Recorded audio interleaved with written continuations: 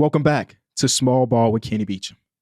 This episode is going to be magnificent. I'm calling the shot early, but we just had the greatest trade deadline in the history of this sport. You know, I have been very, very critical of the NBA, the NBPA, the people that make the decisions about the CBA. And I thought that maybe there was a world where teams will be too cautious at this deadline, thinking about second aprons, thinking about future draft capital, all of those type of things. Nah, that was overblown. My fault, y'all. Because we saw the biggest trade, the most surprising trade in the history of basketball. And we saw a couple other trades where all-star players were shifted to new teams. Some all-star players got shifted to new countries. Like this was one of the ones. Now, when I say it's going to be an all-time episode, I'm going to try my very best to give my opinion, my reaction to a lot of the trades that happened this last week. For what it's worth, I am filming this Thursday, 4 hours after the deadline, and I'm assuming everything is done. It's all quiet across the association. We don't know what team Dennis Schroeder plays for right now, but damn it, it's somebody. I'm super excited for this one. All I need from you is to leave a like on the episode and subscribe to the channel. If you're new around here, tell a friend and tell a friend. If you add Artunas Karnisovas, we got 30 more games of the regular season. I'm going to be bringing you content for those 30 games, and then the postseason, then the offseason. This is the place you want to be. I do want to say a very special thank you for the support that I've got this week. I mean, not specifically on this show, but I have another YouTube channel called Kenny For Real. If you didn't know, if some reason you watch this show and you don't know about my other channels. And what I use that channel for during this time of the year is quick initial reactions to trades. Oh my God, Luka got moved. Let's film a 14 to 15 minute reaction. Not really giving a ton of analysis. That video was basically like, whoa, what the hell is going on? Video got 1 million views in 24 hours. 1 million views in 24 hours. And then we saw another big trade. Well, slightly after that, De'Aaron Fox getting shipped off to the San Antonio Spurs. That video got 600,000 views in 24 hours. And then lastly, we saw Jimmy Butler get moved to the Golden State Warriors. That video did 500,000 views in the same amount of time. So it is such a surreal feeling because at the end of the day, like it's numbers, right? It's numbers based, but it's so hard to really compute that that's how many people click the video. And I made a tweet about how mind blown I am about the amount of support and success we've had this week. And I got one comment specifically that stood out that said, as soon as the trade happened, I wanted to hear what you thought about it. And I'm just like, bro, what have I done to be so lucky, man? So again, thank you. Like I said, I originally did a video about the Luka Doncic trade, so I don't want to go too crazy into it now. Now we're 4 or 5 days released from that. We've seen Anthony Davis warming up. We've seen Luka Doncic do his press conference and look good in the jersey and everything. And I don't know if there's anything to be said that hasn't already been said by somebody. Even now, nobody really understands it. I have 2 to 3, 2.5 NBA connects, right? And I'm not even talking about the players that I've become friends with. Just NBA straight up connects. These are people that are one of the guys in the front office. I don't want to show my card, so I'm not saying where. One of the guys in front office, other guys like a newsbreaker, so on and so forth, or one of those dudes. It's just ear to the ground. And nobody still understands what the hell is going on. It's got so bad that some of those people are making and texting me conspiracy theories that someone else put together because that's the only thing that kind of makes sense. You have a 25-year-old superstar and you decide to ship him off by only listening to one offer from one other team. I've been critical of Rob Pelinka and how he's managed these last couple of years of LeBron James. I got to give him all his flowers because this deadline, he was as active as anybody. And damn it, he got a 25-year-old superstar and got another player on top of that, which we'll get to, that fits that superstar nearly perfectly. So Rob Pelinka went from, what has he done for me lately, to extend that brother. Yeah, I said brother. Extend him. All right, but let's get into some of the trades. So Jimmy Butler got traded to the Golden State Warriors. The package was the Detroit. Oh my God, we do know where Dennis Schroeder ended up. Dennis Schroeder's with the Detroit Pistons. Lenny Waters is with the Pistons. And then they waive some other guys. You get the Warriors getting Jimmy Butler, who signed a 2-year, $11 million extension. You got the Miami Heat bringing in Kyle Anderson, Davion Mitchell. This is a big 6-team trade, by the way. Wiggins, and then the Warriors first round pick for 2025. That's top 10 protected, unprotected in 2027. That pick is gonna convey. Yeah, I don't see the Warriors jumping up to a top 10 pick. So that pick is going to convey. And then you got the Philadelphia 76ers getting an $8 million player exception. The Toronto Raptors getting PJ Tucker and a second round pick, who also got thrown around like, I don't know, like Hornswoggle back in the day. You remember Hornswoggle got thrown around the ring a bunch? That's how PJ Tucker and Dennis Schroeder got thrown around this year. And then Utah Jazz walk out with KJ Martin, and a couple second round picks. Now, again, I've already talked about this trade, but one thing that has been in my mind a lot since it's happened is just about the pressure that will be alleviated from Steph Curry. I think the major criticism of people when they think about this trade just 24, 48 hours later is the amount of money that is guaranteed to Jimmy Butler, as he's already showed like somewhat of a decline in his career. But I don't mind it, mostly because the timeline matches up perfectly. His contract will go until Steph Curry's contract is done and go until Draymond Green's contract is done. And I also think about the alternative.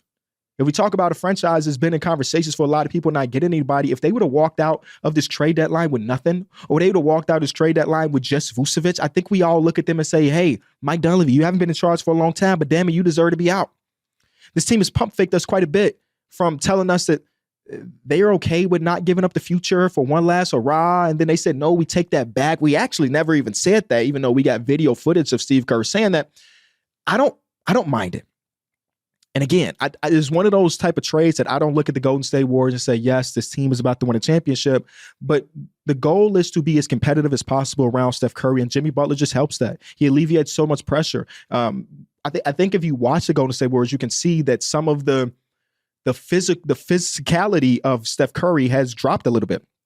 He used to be a guy that could just get around defenders. Like, one of the most underrated things about Steph Curry, as he is the greatest shooter of all time, one of the best point guards of all time, is how smooth he was with his dribble package, right? It's not really working as good this year. And I think part of that is him seeing a lot of bodies, and also his body, like, he's mid-30s, y'all. Small point guard, mid-30s, usually don't have this long of a career at this level of superstardom. So with him having the difficulty of getting past defenders and them throwing 2 to 3 at a time, Jimmy Butler would keep a lot of team honest. He's willing to get to the basket, get to the free throw line. The Golden State Warriors haven't got to the free throw line in the Steph Curry era ever. Even when they were the most dominant team in basketball with Kevin Durant and all these, they weren't a free throw shooting team. Jimmy Butler is the antithesis, of ethical basketball. You know, I'm not one of those dudes, but he gets to the line. And that is something that they've lacked for a very long time. And I think he can come in and help things out.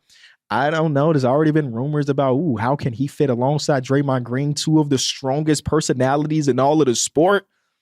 I trust they'll be able to get it done. And when I say get it done, I mean just not punch each other. And if they do punch each other, it not get leaked to TMZ. Big winner in this trade to me, though, out of all of it, is the Miami Heat. Given that they had zero leverage whatsoever with the Jimmy Butler thing, for them to walk out with Davion Mitchell, who is gonna play real minutes for them. Wiggins, who I think is at 30 years old at this point, and he seems like the type of dude that might be able to go to Miami Heat culture and elevate his game again. And then a first round pick out of it. This is as good as you can get for Jimmy Butler when you consider the type of value that was really in that when you get suspended 3 times and everybody in the world knows you wants to get traded. This is a win. All the exterior teams, I mean, Dennis Schroeder going to the Detroit Pistons is fine. I was hoping that they got somebody just a little bit better at this deadline, right? I know that they were in conversations for Lonzo Ball, but Lonzo got his extension, and since then the Bulls basically made him untouchable at this deadline. But they just needed another creator. Dennis Schroeder provides some of that. I mean, it was a big difference between Brooklyn Nets Dennis Schroeder and Golden State Warrior Dennis Schroeder, and they're banking on it be closer to the Brooklyn Nets version of him. But even if it is, let's say it is the Golden State Warriors Schroeder, that is still an upgrade from some of the other secondary ball handlers on the Detroit Pistons. So though this is not the home run of a deadline that maybe some Pistons fans were hoping for, considering they're right there for the playoff hunt. Kate Cunningham is an all-star this season. They maybe need another star caliber player. I would take this and say, hey, I think it's completely okay. These other teams, the Raptors or the Jazz or the 76ers, in this specific trade, what you want me to say about them getting $8 million trade exception after giving up 2 second-round picks? I don't give a damn. One of the most surprising deals, and it wasn't surprising in the moment because I guess it was leading up to it for the last hour or two before it broke, is the Toronto Raptors getting in on Brandon Ingram. I'm about, 24 hours since this deal has happened. I still don't really know what to think about it. Here's the details of the trade. The Pelicans received Bruce Brown Jr., Kelly Olynyk. Oh my God, we got a stretch 5 alongside Zion. A first-round pick from Indiana, which is top 4 protected through 2027, so it'll convey this season, and then a 2031 second-round pick, and then the Toronto Raptors get Brandon Ingram.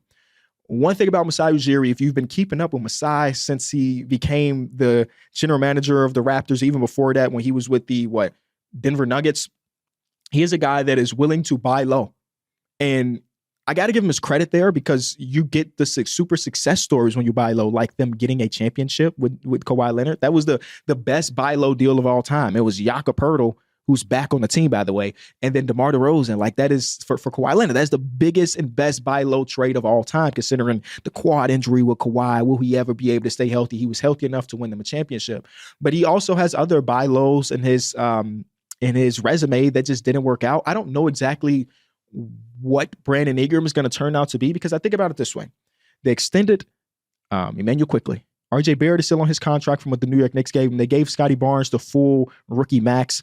And now with Brandon Ingram going into the end of his contract, that is going to be your core four at a pretty expensive value, right? They are already an expensive team right now when you think about the three before they added Brandon Ingram. And I look at this team and I say, hey, let's say they're completely healthy next season. This season has been a disaster when it comes to health. At one point, it was the middle of January, and I remember looking at the stats. Their core three guys, Quickly, RJ, and then Scotty Barnes, had played 88 minutes together, and it was January.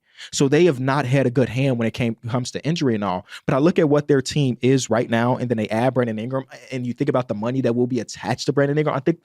I don't think that is a team that I'm looking at and saying, hey, they're going to be in contention. Now, the one big caveat of it all is right now they have the fifth highest odds, and I just ran one tankathon, and I swear to God, they jumped up to the first overall pick, and that changes everything. So though, again, this is a buy low situation, you're going to extend Brandon Ingram. I would guess you don't give up a first-round pick for 2 months of a player on a bad team, right? So you extend Brandon Ingram, maybe bring his value back up. Maybe he legitimately is a part of the future, but also this year's draft changes the dynamic of everything. It changed the dynamic of everything. And they've been winning some games as of late, so shout out to them because it helped my team get some better odds. But it's a bit confusing. And then I remembered that basically what Masai has done, when you think about the picks that he just gave up, which is a part of the Indiana Pacer Pascal Siakam deal, he turned Pascal Siakam to like a treasure chest of good, talented players, right? Ochai Agbaji is a part of this one. He flipped Bruce Brown, who was a part of this trade, to get Brandon Ingram. So like, he's done a pretty good job slowly and methodically figuring some things out. But I still wonder what the long-term goal is with this roster. But at the end of the day, I think it's going to be cool. It's going to be great. Maybe not. The Pelicans, I don't really have an opinion about the Pelicans. They get a first-round pick. Actually, no, I'm going to give them a thumbs up for the first-round pick because Brandon Ingram, another one of those guys, has been rumored to be traded for about 2 years now. And when you think about him being on an expiring contract, I didn't see a world where they got a first-rounder. Every single mock trade I saw for Brandon Ingram had 2 to 3 second-round picks going in exchange. So getting the first-round pick, even if it is, as of right now, that first-round pick is the 22nd overall pick, that's a win. That's a win. That's a win. That's a win. So shout out to both of those teams for getting that deal done. I think it will be interesting. I saw a clip of Brandon Ingram basically talking about how much he loved Toronto. All right, let's see if he can elevate his game once he get up north. Now we can go to the Lakers though, because a couple nights ago they made a Mark Williams trade. One of those trades that came out of nowhere. The Charlotte Hornets received Dalton Knecht, Cam Reddish, a 2031 pick swap, and then a 2031 unprotected for Mark Williams. Now, when this trade happened, I quoted the Shams tweet. I said, "Wow." Right? And then I made a little jokey joke. My jokey joke was starting a rebuild while you're in the middle of a rebuild, greater than emoji. Like, because that's what's happening in Charlotte. They've been rebuilding since Kemba Walker left, and they just traded a 22-year-old center for the future, the 2031 pick. So it's just another rebuild on top of a rebuild. And then I quoted that tweet with some grounded opinion, which said, for what it's worth, this is good value for Mark Williams. The guy has never been healthy. Ooh, I opened up the floodgates because all Lakers fans are riding the high. They just traded for Luka Doncic. They deserve to be on the high. You would have thought I said they lost the trade, that Mark Williams was a bum, that Rob Pelinka was a bum, that I literally just said that Mark Williams has not been able to stay healthy in his career, which is fact. He's been in the league for 3 years. He has 80 games under his belt. It sounds like a player that struggles to stay healthy. Damn, man, it's like the good old tweet. The tweet that says, I like pancakes, and people reply back, would you hate waffles? No, motherfucker, can I talk about one thing at a time? I do want to give credit, before we talk about the Lakers side of things, I do want to give credit to the Hornets. If you don't remember, the Hornets redid everything. They sold the team. They got new management. They got new GMs, and this was about two years ago now. And if you have been a part of a team that has fired their GM and brought in a new guy, you would know that a lot of times when new GMs, new presidents of operations guy come into to control, they kind of want to clear the deck and bring in their own personal guys, right? They don't want to keep the dudes that were drafted by the previous regime. They may not fit the whole archetype of roster that we want to create. Mark Williams was drafted by the previous regime. So this looks like to me, they're saying, hey, we like Mark. He's a good player. He just played amazing for a month. His value is as high as it probably ever will be. Let's ship him off. Because we're starting our rebuild. The rebuild that y'all know for the Charlotte Hornets was the previous regime. No. This is our rebuild. And it's around Tazan Salon, who kind of stinks. But he's young, playing basketball. He kind of stinks. That's fine. So he traded Mark Williams. So when you think about a guy who, again, has only played 80 to 90 games in a 3-year career, who, if you ask Hornets fans, even though they love Mark because he's been the best center they've had, because goddamn, we all know Nick Richards wasn't it. We all know the Zellers wasn't it. He's been the best center they've had in some time. They will tell you about his lack of defensive effort at times and his lack of health. He is 23 years old, 7 feet tall, and has already had multiple back injuries, right? So you add up all of those variables, them walking out with a 2031 unprotected first-round pick from the Lakers is pretty clutch. Now, this same unprotected first-round pick is not as valuable today as it was a week ago before Luka got on the team, because in theory, Luka's still here in 2031, so that's probably not even a lottery pick. But you take the chance. There's no guarantee Luka's going to be there. There's no guarantee the Lakers are going to have the healthy season in 2031, and we've seen teams take this chance before, and it work out. They also got a pick swap, which is fucking hilarious that they got the pick swap considering the Luka trade got less draft compensation. The Luka trade got less draft compensation. So shout out to the Hornets. And they get Don Connect, who's 32-year-old rookie. He might be good in Charlotte. He might not. I don't think they're really taking that bet. But I did read that they were in love with him on draft night, but they decided instead of drafting the oldest guy in the draft class, they would draft the youngest guy in the draft class. Now they got them both. What a win. Now let's talk about it from the Lakers' perspective, because while I did say all of that for the Charlotte Hornets, I do believe that this is a good trade for the Lakers. Can you believe that? Two people can get a good grade on a single trade. And here's why. I think the Charlotte Hornets have become kind of like fodder for other NBA teams. This farm system, if you will, for other NBA teams. When you think about all of the guys, not all the guys, because some of the guys are just straight up trash. But you think about some of the guys, some success stories where people end up in Charlotte, get drafted there, play a couple seasons to get shipped off to the next team. Malik Monk, a great story. Malik Monk was good in Charlotte, don't get me wrong, but he has got to the point where he was on the Lakers. He was phenomenal. Then he got to Sacramento, and they traded De'Aaron Fox away, and now Malik Monk is a starting point guard of the Sacramento Kings. That's a pretty good story. PJ Washington, another great story. He was fine. He set the record for most threes in the NBA debut, and then he was just cool for the rest of the next couple of years. And he ends up with the Mavericks, and we like, oh my God, PJ Washington is one of the most versatile and best role players in the league. Mark Williams can definitely back that up and be in that same company. Because one thing that he's going to do is he's going to be athletic as hell. One thing he's going to be is a great role man for Luka Doncic. He just is. And they already said Luka Doncic influenced his trade. So Luka has been on the team for 4 days now. And he's like, give me a center. I saw a meme that was like, Luka Doncic asking for a center. Rob Pelinka's like, yes, you got it. Anthony Davis asked for a center for 4 years, and they call like human resources. That's what it feels like. I mean, but it's Luka Doncic. He said, give me a center that can go up there and get it. He got it. And then you saw the game the other night when they played against the Clippers, absolutely dog walk the Clippers. You had the moments where Jackson Hayes went up to get it, and they cut to Luka, and Luka's like, and they got another type of lob threat. And sometimes, and maybe I'm unfair here, because I'm going to be my own critic here. Because I'm going to say this very publicly. I am not a huge Mark Williams fan. Just not. Not saying he's bad. Not saying he can't be great. Remember, he's still on his rookie contract, y'all. But from what I've watched from Mark Williams, while he can give you the 20-20 game, he can give you the 20-17 game, he can be an absolute dog on the glass. I've also watched him, because you think about the Charlotte Hornets having a 6 o'clock tip-off here in Chicago, maybe most of the time, the first game of the day. I've watched Mark Williams quite a bit, as much as you can with his 80 games played. And his defensive effort is something that I question. Now, some of that can get glossed over because now he's playing with Luka, he's playing with Bron, he's playing for something, and he has not played for anything in his NBA career. It could be the same thing with Malik Monk, who also had questions about his defense. And though he's not goddamn Andre Roberson, he has stepped up defensively. You can say the same thing about PJ Washington, right? So again, Mark Williams can fit in that as well, but I'm just giving you what I have watched of Mark Williams over his first 3 years of his career, and I haven't been a huge fan of that. But he now plays with Luka, and he's now playing for something, and maybe he can snap. Some of it is literally just defensive instinct, and I think that's a little bit tougher to just snap on. But the effort part of things should be better. It just should be better. I watched just last week, and this maybe is unfair to him. Anthony Davis gave him 47 and 20. I've watched Daniel Gafford give him a 20-20. Like, it can be bad. Now, granted, when you look at an Anthony Davis box score, you look at a Daniel Gafford box score, it's not like Mark Williams is guarding him one-on-one all game. But within those games when they are one-on-one in the block, I've seen him get dogged. But he's playing with Luka now. He's playing with Bron. And he's playing under Coach JJ. They can make it work. This is one of those trades where I think both teams are taking a gamble. They genuinely are taking a gamble. The Charlotte Hornets are taking a gamble that in 2031, that pick will be worth something. The Lakers are taking a gamble on a guy that's had multiple back injuries and he's 7 feet tall. You know, I think it was Zack Lowe that said somebody in a couple of years are probably going to look back on this trade and say they lost it. But it was a worthy gamble for both teams, and I truly do believe that as well. Shout out to Zack Lowe, though. He did come back for the Luka thing, and he came back for one 17-minute clip, and then he vanished again to tweet. No, man.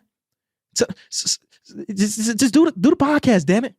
Do the podcast. Because it seemed like you made a way around. I ain't trying to get into the weeds, but I know how these contracts work now. I've been in the industry just for a little bit. It seemed like you doing the Twitter video might be the way to get around some of the stuff. Zachary, Coach Zach, Professor Zach, we love you here.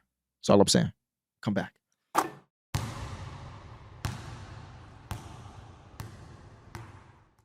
Here's a trade that also happened. Karis LeVert, George Niang, a first-round pick swap, least favorable of Cleveland, Utah, and Washington for 2026, a first-round pick swap in 2028, and 3 second-round picks for DeAndre Hunter. This is an absolute win for the Cleveland Cavaliers. This puts them closer for sure with being able to compete with the Celtics at the end of the day in a 7-game series. Because when I watch these two teams go against each other, or I watch just separately, the things that were missing for the Cleveland Cavaliers are these bigger wings that can defend. And I'm not saying DeAndre Hunter is about to be a Tatum or a Brown stopper, but he gives them a better chance defensively on the wing than anybody else that would have been on that roster. And at the end of the day, that's all that really matters.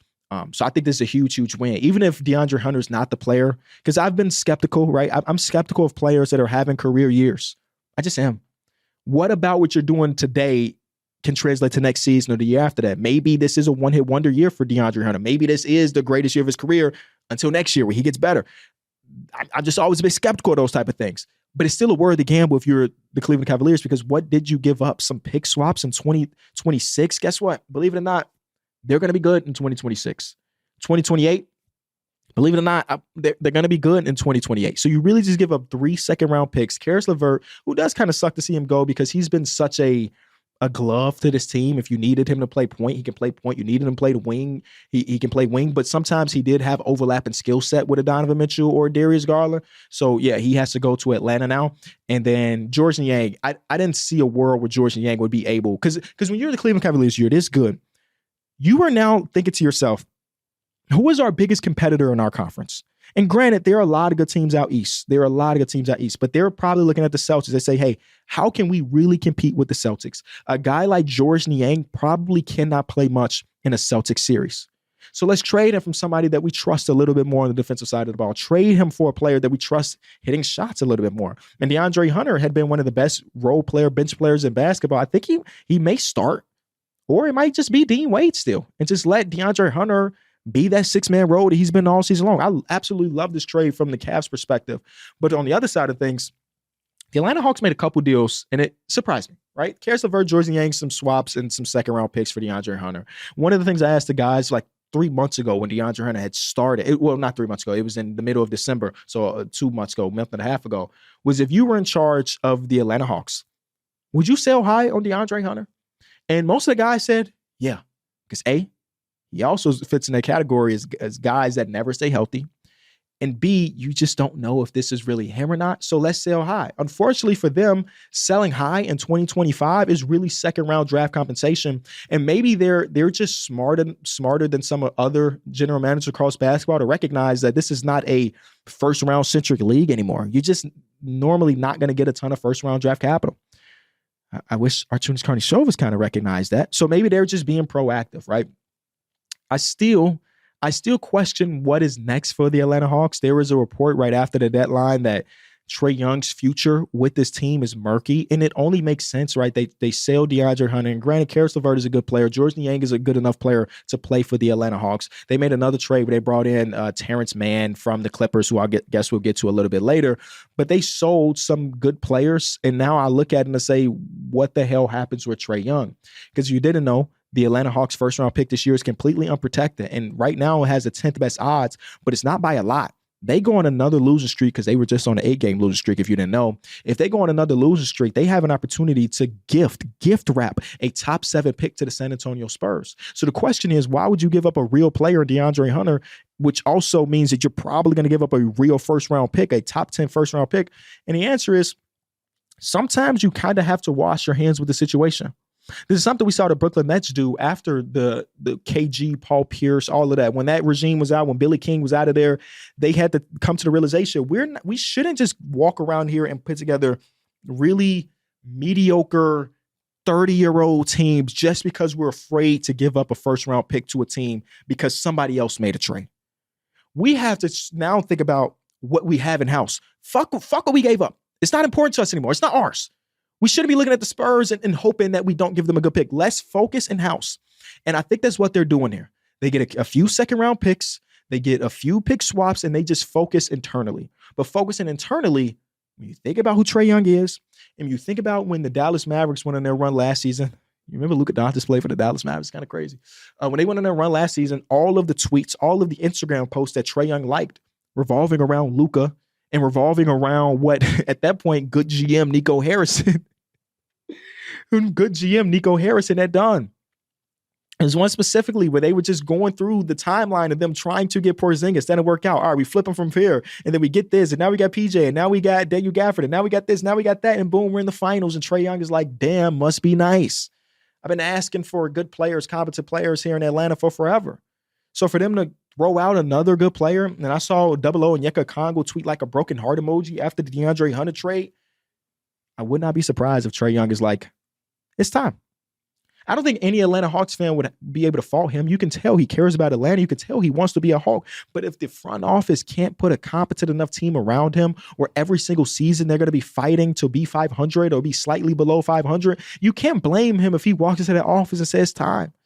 I've given you this many years of my life, and we had one playoff run in the entirety of it, man. There are teams out there that could use my services with better front offices, with better pieces. And when he was going into the draft, he interviewed with the Orlando Magic. So I tweeted out a picture of him from that press conference. The Orlando Magic should call because, goddamn it, they didn't make no trades. They set pat, and maybe we'll talk about that a little bit later. But yeah, and I wouldn't be surprised if Trae Young is on the move this offseason. It's kind of suck because I like his fit in there. I like him as an Atlanta Hawk player. But sometimes you got to do what you got to do. So shout out to that. While we're here, we'll talk about the next trade that the Atlanta Hawks did, which is bringing in Bones Highland and Terrence Mann for Bogdanovich. They also get some pick swaps. Fine. Bogdanovich isn't bad this season. He's just straight up and bad. And this might just be regression because he's older than most people recognize, Bogdanovich. But, you're able to get some second-round draft capital for a guy that was bad anyway. Fine. The only bad thing about it, you brought in a long-term contract in Terrence Mann, who just signed, a 3-year, $45 million extension not too long ago. And Terrence Mann, believe it or not, also bad. How about we talk about the biggest loser of the deadline? The Suns, because they made a trade. Yusuf Nurkic in a first-round pick. It's the least favorable of 7 teams. It's a first-rounder, but damn it, it's not at the same time. For Cody Martin, Micic in a second-round pick. This team have been in conversations for everybody. One thing I think I mentioned is last time we talked about the Phoenix Suns. One thing I appreciate about the Suns and their new ownership is how much they are willing to zag when everybody's zigging. Yeah, we're going to have three of the 10 most expensive players in basketball and be 500, and damn it, we still not going to sell. Actually, we're going to try to buy as much as we can. And they gave up a first-round pick to get off Nurkic and got back Cody Martin, who's a fine NBA player. He can't shoot, but he's a fine NBA player. He helps, I guess. And there were so many conversations about Kevin. And I thought, honestly, that there was a world where Kevin did get dealt. And then I thought to myself, what is the benefit there? Do we truly believe that the trade packages that are out for Kevin Durant today in February 6th, 2025 will be better than what they are in the offseason? Probably not. I think that those same trades will be there and more in the offseason. Once teams really figure out who they are and what they want to do. So even though it would have been crazy to see a Luka Doncic, De'Aaron Fox, Kevin Durant trade deadline, it's not really it. And now they got to sit there and just be average for the rest of the season. They got to sit there and just be average for the rest of the season. Another opportunity for the Charlotte Hornets. And again, I got to give them that credit, man. Since the new regime has taken over, they've accumulated a lot of draft capital.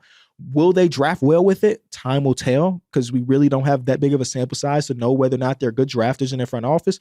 But they've done a really good job of acquiring not just first-round picks, but second-round picks, who what we've seen over the last couple of years, these second-round picks are pretty damn valuable.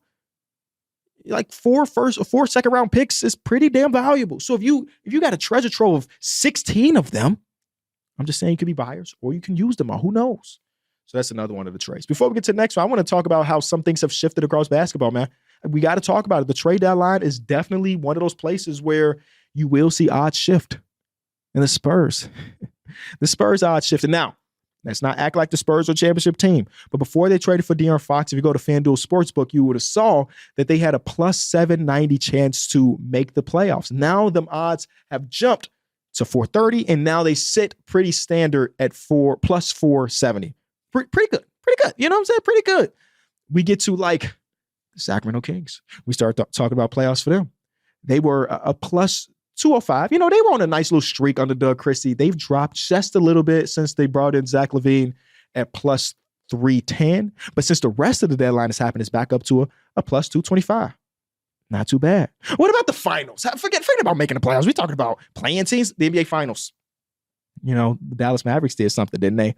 They had a plus 2,000 chance. And actually, I kind of like those odds. If you remember my episode a little while ago when I was talking about contenders, I firmly had the Dallas Mavericks as a contender.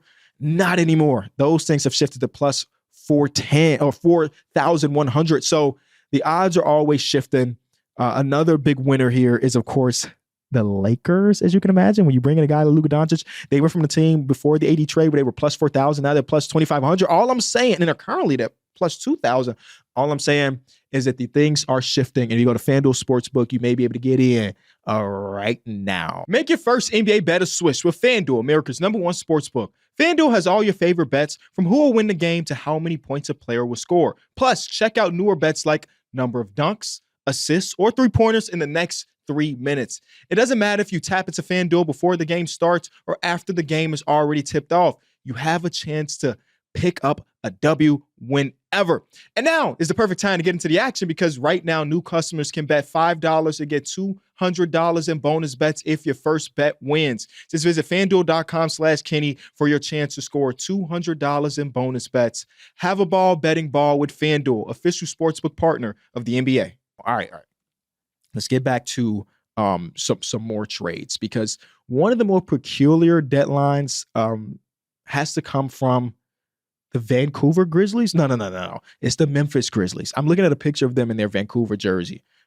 They did a couple things. The first one is the Grizzlies receiving Marvin Bagley, Johnny Davis, 2 second-round picks, shipping Jake LaRavia to the Kings. I think that's a good pickup for the Kings. Not that Jake LaRavia is about to save them. He's not the defender that they need, but he's better than the people that they set out, which is Kobe Jones, Alex Len, and Marcus Smart, who's going to the Washington Wizards.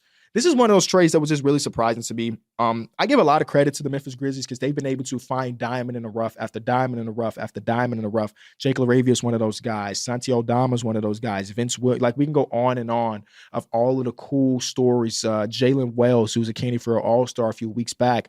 They've done a really good job of finding talent in places in the draft that you normally don't find a ton of talent. So congratulations. But then they did the one move, which was trading 2 first-round picks and Tyus Jones to bring in Marcus Smart, for Marcus Smart to basically, I'm just going to say it, Marcus Smart didn't even play for this team. I swear to you, I can count on a single hand how many times I've seen Marcus Smart do anything for the Memphis Grizzlies. And now they're trading things away to get off of the money. It's a miss. Straight up a miss. They gave up multiple picks for Marcus Smart for him to be injury-prone in his tenure with the Grizzlies, and then gave up stuff to get rid of him. Ultimately, it's just a bad look. Again, I like it for the Kings. The Kings walk out of there with a rotational player when they desperately needed somebody that can hit threes. Jake LaRavia is a low low frequency, high efficiency type of guy. And that's kind of what you kind of need in Sacramento. Zack Lowe comes in, he adds some 3-point variance, and now you get Jake LaRavia who could do that as well. And then I feel like the Wizards have been running pretty damn well over the last deadline. So shout out to them. And we're going to get to them doing another deal, but them bringing in Kobe Jones, Alex Len, Marcus Smart, a first-round pick. Like, that's huge. This first-round pick for the Memphis Grizzlies is unprotected, and it's this year. And as of right now, that is the 27th overall pick. And when you are the Washington Wizards, who are, when you think about it, with the new regime, this is what year? Is this year 2 of the new regime? A similar situation where you want to bring in your guys. Last year, they had, 3 first-round picks, and they traded for A.J. Johnson a couple days back as well. Sorry, the Chris Middleton trade. So they basically have 4 first-round picks from the 2024 draft. It wasn't the most crazy draft, but they're taking a lot of bites at the apple, and I like that. And when you are a rebuilding team, I think that's very important because of those 4 first-round picks, if 2 of them are real NBA players and one of them is an all-star caliber player, absolutely a big-ass win. So shout out to the Washington Wizards. I still can't really watch y'all play, even though I did see Bilal with a triple-dub the other night. Big win. All right, some of these trades are such minuscule trades, but I guess we'll get to Cody Zeller in a second-round pick, getting brought in by the Houston Rockets. No, it's not worth talking about. It's not worth talking about. How about this one? How about this one? Jonas Valanciunas going to the Kings. The Kings were very active. LaRavia, Valanciunas, Zach LaVine is the 3 guys they brought in. De'Aaron Fox goes out the door. Some other players, but it's really just De'Aaron Fox that when you think about what matters. And Zach LaVine already has played his first game, and it was bad. Not from Zach LaVine's standpoint, but just as a team, they struggled to score. They struggled to get stops. And again, we're talking about the first game. Let's not super overreact to any of this. But it was weird for me as a Bulls fan to see my boy Zach LaVine in a whole different jersey. That was something. I still don't feel real. Bringing in Jonas Valanciunas is cool. Like, obviously upgrade over Alex Len. Obvious upgrade over anybody they have running center. But, like, they got a type, bro. I would say Sacramento has a type, and it is Lithuanian center. That is the type. We had some other pretty big deals when we talk about Chris Middleton. This was one of the ones that surprised me the most. Basically, all you need to know is that Chris Middleton was traded to the Wizards, and they have said that they are not buying him out. They want to bring him there for his mentorship. And they also said they want to bring him in to be an alpha male in the locker room. That feels weird to say in 2025, but that's what they said. So he's not being bought out. And now Marcus Smart too. So Marcus Smart's going to be teaching some defense to these younger dudes. Chris Middleton's going to be teaching some turnaround mid-range fadeaways and how to be a co-star alongside Giannis. And Giannis for the Wizards is Bilal Coulibaly. It's actually a win. It feels weird to see him get flipped for specifically Kyle Kuzma. And I waited because this has to be the first deal of many for the Milwaukee Bucks. No, it wasn't. It was really just this in the A.J. Johnson trade. A.J. Johnson's in this trade. So, like, it was just a big surprise to me.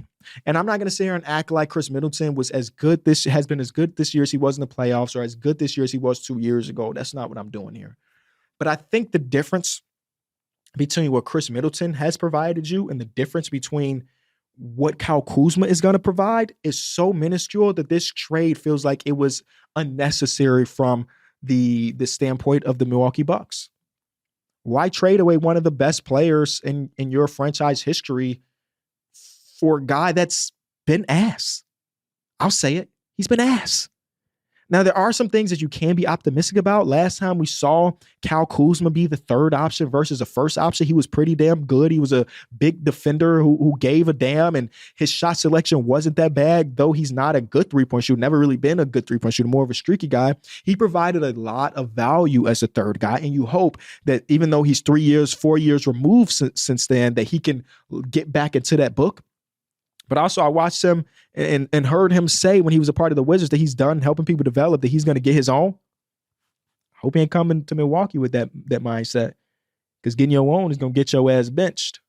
So it felt very weird. And then they gave up a first round pick. And when you think about A.J. Johnson, and I remember the time of the trade, people didn't see A.J. Johnson as a first round type of talent. He did just have 18 points in a blowout game a couple nights before that, so shout out to him. But maybe this is not really a first round pick because AJ Johnson might not be that level of talent, but it's a worthy gamble for the Wizards side of things. It just confused the hell out of me. And I was like, okay, this can't be it, because now they were below the second acre, which means that they can aggregate contracts a little bit more. There's already been rumors about Bobby. There's rumors about Pat Connaughton. And even when Giannis was asked about Chris Middleton being gone, he said, I'm not even going to try to do the accent again. He basically said, like, it felt the same as when we traded Drew Holiday. And that was not something you get used to. Even if we trade Pat Connaughton or we trade Chris Middleton or we trade Bobby Portis, it's going to feel the same. And I was like, damn, he basically saying that shit is over. They gonna ship them out. They didn't. It felt like there was something else to be done. And, one thing that we as fans, we always do is we complain about nothing happening, but we don't really know what John Horst was up to. He could have had a deal at the finish line that was evolving around these two dudes, and it fell through because something else happened, right? I'm going to give him the benefit of the doubt that maybe there was something else to be done and it didn't happen. And now you got Kyle Kuzma on your team instead of Chris Middleton. I don't love it, though. I'll just say that straight up. I do not love his fit here. Mostly because I don't know if we could tap back into that third option bag from our guy Kyle Kuzma. Can I rant a little bit? Is my show, right? My favorite team, the Chicago Bulls, have put me through a third trade deadline of straight agony. The last two trade deadlines, we did nothing, literally nothing. Sat on our hands, went to the podium and said we were on the phone a lot, nothing materialized. The first time that happens, you say, oh, okay, that sucks, but it is what it is. Happened the second time, you look at yourself as a fool for believing in the first time, but you also look at the guy that's talking and think he's a fool as well. This time around, they did do a deal. Zach LaVine is in the Sacramento. If you don't remember, we got back Trey Jones, Kevin Huerter, Zach Collins. Good luck to them guys here in Chicago. And we got back the rights of our own first round pick. That was it. So, a team with no direction. A team with no direction. The team has 6 point guards on the team. 6 point guards. 6 of them. The other night, we started 4 of them at the same time with Vooch. And then I'm getting flustered here. Okay, I'm trying to contain my anger.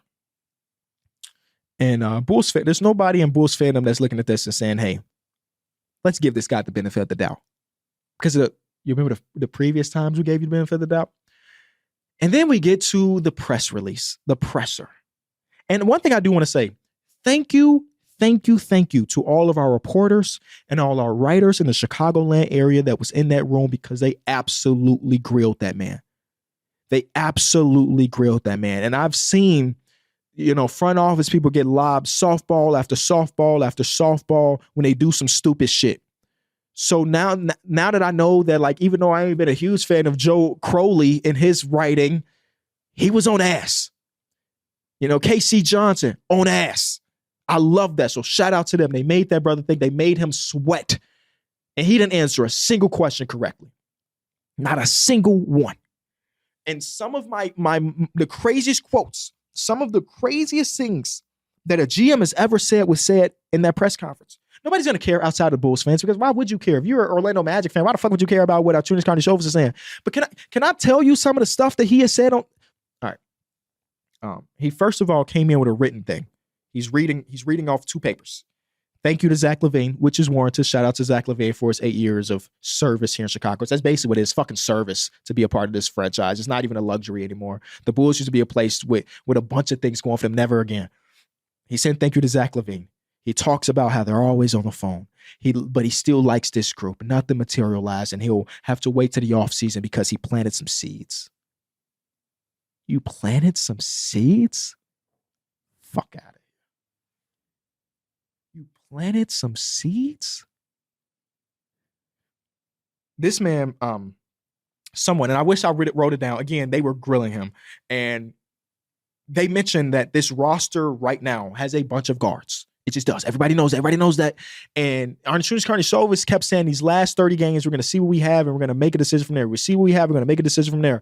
And then somebody's asked him, like, hey, how do you expect to see what you have if every single person on the roster plays the same position outside of Vooch? And you know what he said? A couple nights ago, when we played the Celtics, we ran 4 point guards and I liked it.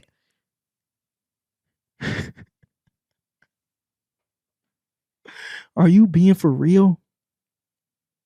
It was contradiction after contradiction after contradiction. We're not a team about mediocrity, but if we made the play-in, I look at that as a success. Are you serious? This is what's going to happen. I'm going to lay out the timeline. Because there's zero reason for Vucevic to be on our team right now. Because this is not just from the reporting that you see on the internet. This is from reporting that I know from people. I'm tapped in a little bit. The Warriors are really interested. The Warriors are really aggressive. They were. They weren't no fucking fool, though. They weren't giving you Kuminga. They weren't giving you a first-round pick. It's Vucevic. He's 33. And he sucks defensively. Why are you asking for a Kevin Durant type of trade package for this dude that's just not as good as you think he is? Any other GM across basketball looks at the Bulls situation. We got our first round pick this season. We do. There's no incentive to have Vucevic around. Love him. Shout out to him. No incentive to have Vucevic around. If the team is off you, Kevon Looney, Gary Payton, in 2 seconds, you press the fucking button. You call Adam Silver and say that's the deal. And you let the other pieces fall. 7 teams called about Kobe White, and Kobe White is my favorite player in all of basketball. I fucking love Kobe White. You trying to tell me nobody gave you a decent offer for Kobe White? You know what's going to happen? There's only a couple things that could happen here. Kobe White is on maybe the best, one of the 3 best contracts in all of basketball, given his production to give the little amount of money that he's getting paid. Next year, he's going into a contract year. He will be an expiring contract, which means that he will objectively be less valuable on the market. You're not getting some extra draft compensation if he's only going to be on the team for 7 months before the team has to pay him. When I tell you the Orlando Magic called for Kobe White, they did. I don't know what that trade looked like. I don't know the specific. When I tell you the Orlando Magic called, they did. Nothing materialized. Ayo Dosunmu, love him. Chicago's very own. Shout out Morgan Park.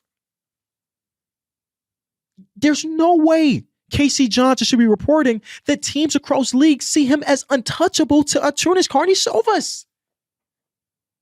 Like, we don't even know if Ayo is legitimately a starting caliber player in the league. Are you being for real? You couldn't find a spot for Trey Jones. Fine, he's expiring contract.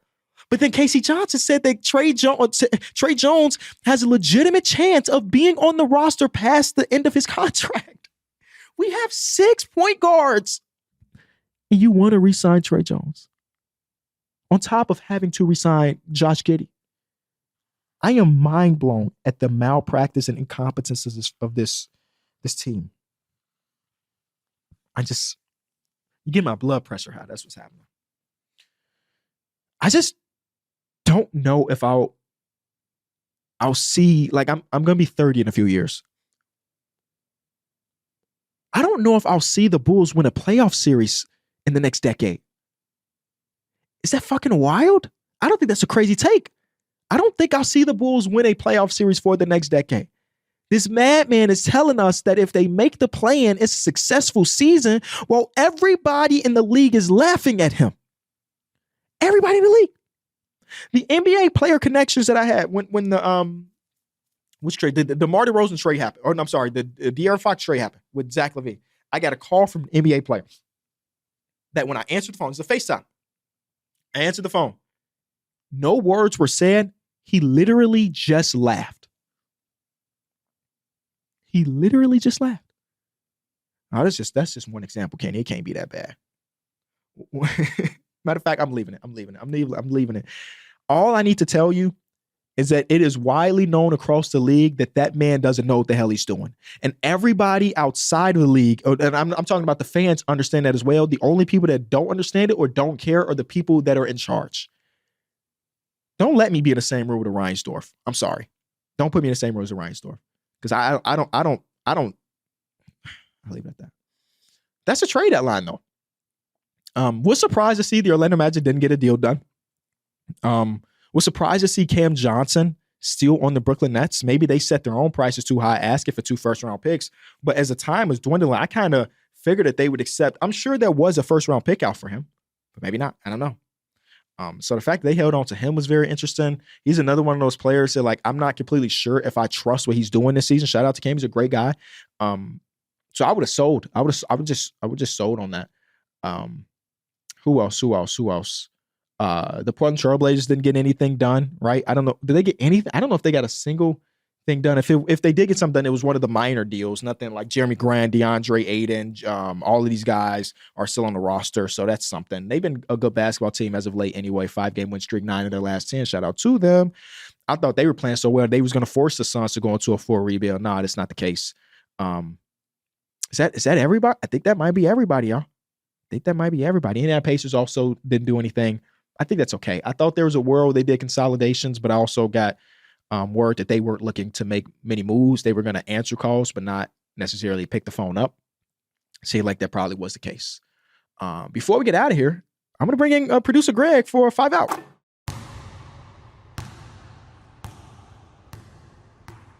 Greg, how we feeling today, man? Trade deadline, your team did something big? Yeah, I feel good. To me, something had to be done. I was prepared for nothing to be done and to really question whether I would continue watching the team this season, just knowing that they were not trying to be competitive. And you know what? It does not make us contenders, but it makes us competitive and worth watching. So I'm happy. Yeah, you should be. You should be. Question for you. If you could change the trade deadline in any way, whether it's the timing of it, whether it's how trades are reported, would you change anything? What would you change? I don't think I would change anything. I like because someone said that we should do it during All-Star weekend. I don't like that at all. Like, it happened, I think it failed that way once, and that was when Boogie got traded or whatsoever. I kind of like this runway because the league is so dead to like the average fan until All-Star. This gives like a little joke. Like, I'm in a different circle than a lot of people. I could not care less about what the hell is going to happen on Sunday, the big game, the Super Bowl, because the trade deadline has been so crazy, right? So I kind of like the momentum that goes into All-Star. And we had one this year All-Star get moved, right? Because Luka's not an All-Star because of his injury. So Anthony Davis get on the new team. So I like it the way it is. They should allow fans to like use like a radio scanner to listen to the trade negotiations. That's what we should definitely do. Yeah, that's the one. Yeah, I think Steve Kerr brought up the All-Star thing, and it is weird to, for a guy like Andrew Wiggins to be warming up in Utah and 30 minutes before the game and just not play and be headed to a new city. That is these guys make millions of dollars, so it is what it is. But it doesn't really happen in any other line of work. Yeah, I think that's maybe the biggest complaint of it all is that even though the trades and stuff are so cool, this week of basketball feels like it doesn't matter, right? Like they had Celtics versus Cavs the other night, and though I was watching, I was thinking about trade. Like I was legitimately thinking about trades, and then we saw some big game winners, and I got locked back in. Like the other night, it was Darius Garland against the Pistons, so I was locked back in. But it feels like the games don't matter because you don't even know if this person is going to be on the team past Thursday. That would be the only complaint, but I just feel like that's just a product of it all. I still wouldn't change it. And I totally agree that these games feel like they either don't matter or are less serious. And I have to keep reminding myself, like, for example, last night's Warriors-Jazz game, which felt pretty unserious, that loss, or if they won, counts the same as a major game in April or a major game in, early in the season. And it's a win is a win, a loss is a loss. So It's frustrating, I think, to watch a game like that, knowing a lot of the guys aren't fully engaged or mentally in it, but that game counts the same. Yeah. And sometimes you see a team with 7 bodies, like legitimately don't have anybody because they just did a trade 3 hours ago. So, it would suck to be half a game out and you think about the Jazz beating you on Wednesday night, and it's like, but yeah, I don't know if there's a fix to that. I think we just have to roll with the punches and hope that your coach coaches well when he only has 7 people, I guess. I don't know.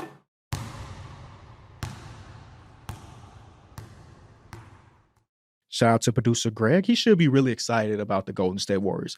Now we're going to get into my favorite segment, Ask KB. All you got to do is hit us up at Enjoy Small Ball on Instagram. Hit us up on Twitter. We try our very best to answer some of your questions. Let's see what we got today. If the NBA did ever add a 1v1 tournament and made it in classes of 6'4" and shorter, 6'5" to 6'9", and 6'10" and above, who would you have winning each class, and why do you think this person would win? Love that. Love that. I love the classes because I think everybody's just like Kevin Durant's going to win, but like no, we got 3 different games going on. I think let's assume that everybody's playing like they care, and it's not a normal all-star thing where you half-assing it. When it comes to 6'4" and below, I think a guy like everybody knows Kyrie Irving is one of the best one-on-one players in basketball. Spencer Dinwiddie always talk about that he was busting Kyrie Irving ass. I don't really believe that too much. I would probably go like Kyrie Irving or another sneaky guy just because he's so strong and so stocky would be like I think Donovan Mitchell would do very well in a one-on-one tournament with people his own size. Where are we classifying Kevin Durant, by the way? Sometimes he's listed 6'9", sometimes he's listed as 6'11". I don't know. I'm gonna put him in the bigs conversation. Hey, he's winning that, by the way. Him or Joel Embiid if we're getting a healthy JoJo. For the wings, oh, that's such a good question. Which wing do I feel like would win a one-on-one tournament? You said 6'4", so like Shea technically fits here. And I think he has all of the moves to win. He's silky smooth. It's hard to stay in front of him. He's got oh my God, Jalen Brunson for the smaller guys too. I think about having counter after counter after counter to good defense. Jalen Brunson's one of them guys. I'm giving you 3 answers. How about that? I'm gonna give you Kyrie Irving, Donovan Mitchell, Jalen Brunson. Then we get to the wings. I think I'm putting Shea because he's wing size. I think I'm putting Shea. I'm putting Paolo in there because technically they're in the same class, and I look at Paolo as like this super big, tough shot maker. Sometimes it doesn't translate to the 5-on-5, but he just looks like a guy that could just win one-on-one tournaments. I'll put Luka in there as well, and then when it comes to the bigs, I'll go KD. Jimmy in a one-on-one. I'm taking Shea over Jimmy in a one-on-one. Jimmy has a better case against Paolo, but I think I might still take Paolo, believe it or not. I think he's just going to be bigger. My bigs, though, I'm going to go Kevin Durant. I'm going to go Joel Embiid. And I'll go Big Cat. I think Karl Anthony Towns could hold his own in a one-on-one tournament for sure. I like that question. Hey, Kenny. Big fan. As we see with the Luka Doncic trade, we see suddenly now talks about Kevin Durant and all these other superstars in the league. Do you think there's a possibility that Embiid could be traded? Because he's the most injury-prone superstar we have in the league, I would say. And who would be interested in trading for Embiid? It's quite interesting. What do you think? Maybe he could get moved. I think that was one of the craziest things about the Luka Doncic thing, not trying to bring it back, but them basically saying they're afraid of him having a Joel Embiid type of thing, and people look across the league and say, Joel Embiid is having a Joel Embiid type of thing, and he's still not traded, because when you have a talent in the door, you're really just looking for one run. Like, you're waiting for a Joel Embiid run. You know what I'm saying? Like, because of that, I'm going to say no. I think there's no such thing as untouchable. Luka Doncic can get traded. Damn, anybody can get traded. But like, if I'm just being realistic here, I just don't feel like there's real opportunity for them to trade him, because hypothetically, let's say they do ended up putting him on the market. Maybe they don't put him on the market. They just pull a Nico Harris and just trade him to a random team. I don't know if you're ever going to get the full value of what you think you deserve for Joel Embiid, because he's under contract for a long time. I think he's going to be 35 at the end, 35, 36 at the end of his contract. You got to worry about the injury history. It's a big ass contract. I think Philly is probably the team that is more secure with him on the team versus like a Miami Heat or New York Knicks or one of these other bigger teams that might make a trade for him. Not saying he would have zero trade value, but I feel like if they called Daryl Morey for Joel Embiid, the trade won't be worth it. So he just won't be traded. We'd rather just take our chances with Joel Embiid having a healthy April, May, June, and then we can finally do the thing. So short of it all, he's not untouchable, but I highly doubt he would get traded because the value just wouldn't be there. I appreciate y'all watching or listening to this episode of Small Ball with Kenny Beecham. One hell of a deadline, man. Do not take it for granted, because 2025, I'm sorry, we're in 2025. 2026 is not going to have this many fireworks. Or maybe it does. Who knows? That's why we love this sport.